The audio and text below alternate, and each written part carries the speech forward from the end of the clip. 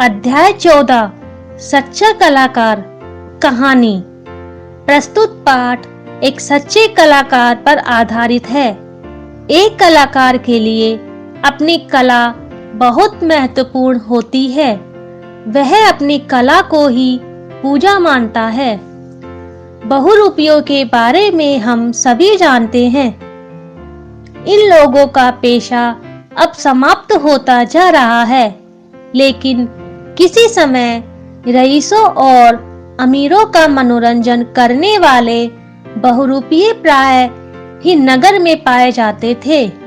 ये कभी धोबी का रूप बनाकर आते थे, कभी डाकिये का। हूबहू उसी तरह का व्यवहार करके ये प्राय लोगों को भ्रम में डाल देते थे। यही उनकी सफलता का राज था। धोखा खाने वाला रईस इन्हें इनाम देता था। इसी तरह के बहुरूपीय का एक किस्सा मैंने राजस्थानी लोक कथाओं में सुना था। वह मुझे अभी भी अच्छी तरह याद है। मुझे लगता है कि हम सबके भीतर कहीं न कहीं उसी तरह का एक बहुरूपिया बैठा है।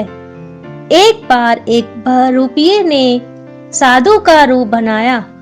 सिर पर जटाएं, नंगे शरीर पर भभूत, माथे पर त्रिपुंड, कमर में लंगोटी। उसके रूप में कहीं कोई कसर नहीं थी और वह एकदम संसार त्यागी साधु ही लगता था।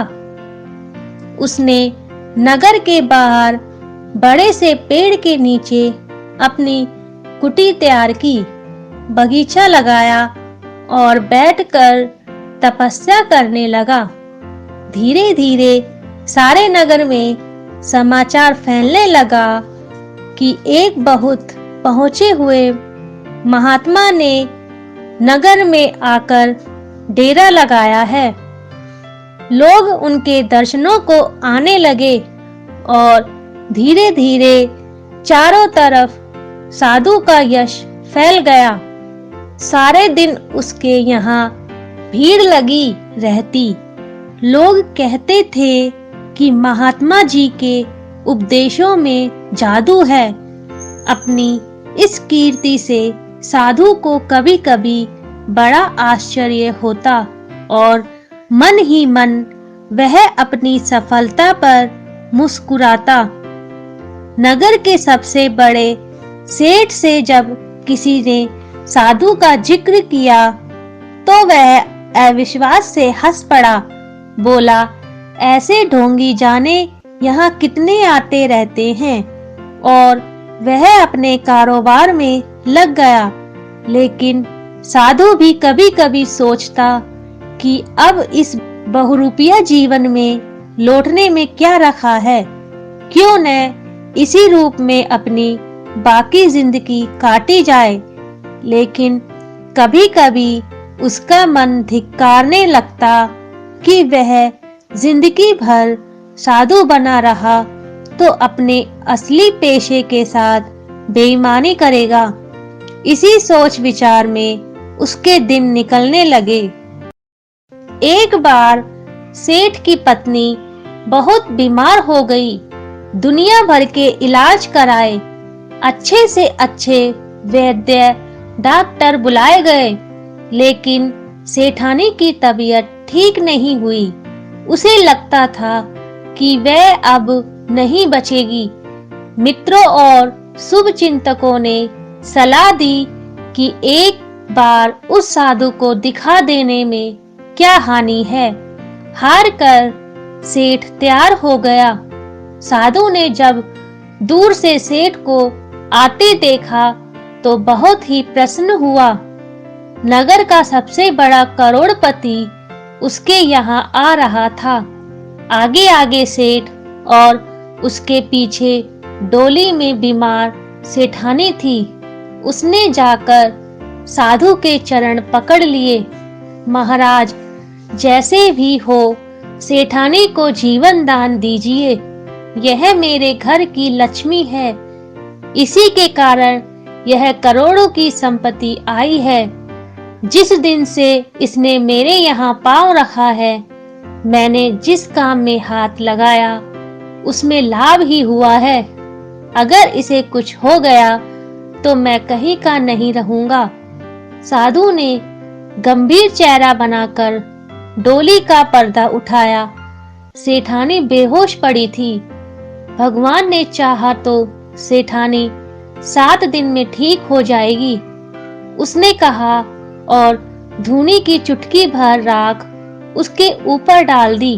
फिर रोज आने को कहकर अपनी आंखें मूंद कर समाधि में लग गया। सेठानी रोज आने लगी और संयोग से धीरे धीरे उसकी तबीयत सुधरने लगी। 7-8 दिनों में लगने लगा कि उसकी बीमारी अब समाप्त होने लगी है। सेठ को साधु पर अटूट विश्वास हो गया और वह रोज उसके पास आने लगा। सेठानी ठीक हो गई, लेकिन सेठ रोज आता रहा। साधु उसे रोज यह उपदेश दिया करता कि यह संसार माया है। धन का लोभ आदमी को आदमी नहीं रहने देता। जितना धन बढ़ता है, लोभ भी उतना ही बढ़ता जाता है। सच्चा सुख धन का त्याग करने में है। इस माया मोह से उठकर भगवान के चरणों में ध्यान लगाने में है। सोना तो मिट्टी है और मिट्टी का मोह पालकर आज तक किसी ने शांति नहीं पाई। धीरे धीरे साधु के उपदेशों का प्रभाव सेठ पर पड़ने लगा। एक दिन साधु ने देखा कि घोड़ों और ऊंटों, बैलगाड़ियों का झुंड उसकी कुटी की तरफ चला आ रहा है। मन में संदेह हुआ कि कहीं लोगों को उसकी असलियत तो पता नहीं चल गई और ये सरकार वही सेठ है। सेठ पास आया। उसने साधु को प्रणाम किया। गाड़ियों, घोड़ों, ऊंटों से सोने चांदी के गहनों, मुहरों और हीरे जवाहरात से भरे कलशे उतारे गए। देखते देखते कुटी के सामने मुहरों और बहुमूल्य रत्नों का ढेर लग गया। सेठ ने साधु के चरण पकड़कर कहा, महाराज, आपके उपदेशों से मुझे सच्चा ज्ञान प्राप्त हो गया है और इस संसार से मेरा मन फिर गया है। झूठ कपट से मैंने जो धन कमाया है, वह सब मैं आपके चरणों में रख रहा हूँ। आप इसका जो भी चाहे करे, गरीबों में बांट दे या मंदिर बनवा दे, मुझे अपना शिष्य बना ले। गंभीर होकर साधु ने उत्तर दिया, जिस धन को मैं तुझे त्यागने का उपदेश देता रहा हूँ, तू उसकी माया मुझे क्यों फंसाता है? जो तेरे लिए मिट्टी है, वह मेरे लिए तो और भी पहले मिट्टी है। मैं इसे हाथ नहीं लगा सकता। और सचमुच उसने धन नहीं लिया। समझा बुझाकर सेठ को लौटा दिया। महात्मा की इस महानता से सेठ की आंखों में आंसू आ गए। अगले दिन जब सेठ आया तो उसने देखा कि साधु का कहीं पता नहीं है। इधर उधर खोजा, कहीं भी कोई नहीं था। इतने में ही किसी ने आकर उसके चरण पकड़ लिए। सेठ, मेरा इनाम दे। कैसा इनाम? तू कौन है? सेठ ने आश्चर्य से उस व्यक्ति को देखकर पूछा। कसूर माफ करना सेठ जी, मैं वही कल वाला महात्मा हूँ। मैं साधु नहीं हूँ, आपका सेवक बहुरूपिया हूँ। जब आप जैसे चतुर आदमी को मैंने धोखा दे दिया तो मुझे अपनी कला का बहुत बड़ा इनाम मिलना चाहिए। अपराधी के भाव से बहुरूपिया सिर झुकाए खड़ा था। सेठ आश्चर्य से उसकी ओर देखने लगा, फिर संभल कर बोला, इनाम तो मैं तुझे दूंगा, सचमुच तूने अपने काम में कमाल कर दिया। लेकिन यह बात बता, कल जब मैं अपनी सारी संपत्ति लेकर तेरे पास आया था, तो तूने उसे स्वीकार क्यों नहीं किया? अगर तू उसे ले लेता तो आज तू सेठ होता। बहुरूपिया नम्रता से बोला, सेठ जी, यह बात मेरे मन में भी आई थी। फिर मैंने सोचा, एक साधु ऐसा कार्य करेगा तो लोगों का साधुओं से विश्वास उठ जाएगा। इसलिए मैं अपने असली रूप में आकर आपसे इनाम मांग रहा हूँ। और मेरी सेठानी की बीमारी? सेठ ने पूछा। उसमें भी मेरा कुछ चमत्कार नहीं है, वह तो आपका और सेठानी का विश्वास और संयोग था।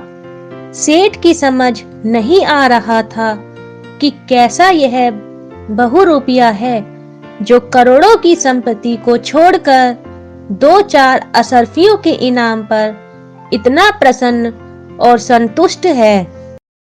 शब्दार्थ: पेशा, व्यवसाय, पहुंचा हुआ, प्रसिद्ध, माया, धन, कीर्ति, यश, तबीयत, हालत, कुटी, झोपड़ी, कारोबार, व्यापार, ढोंगी, पाखंडी, भभूत, भस्म, संपत्ति, दौलत।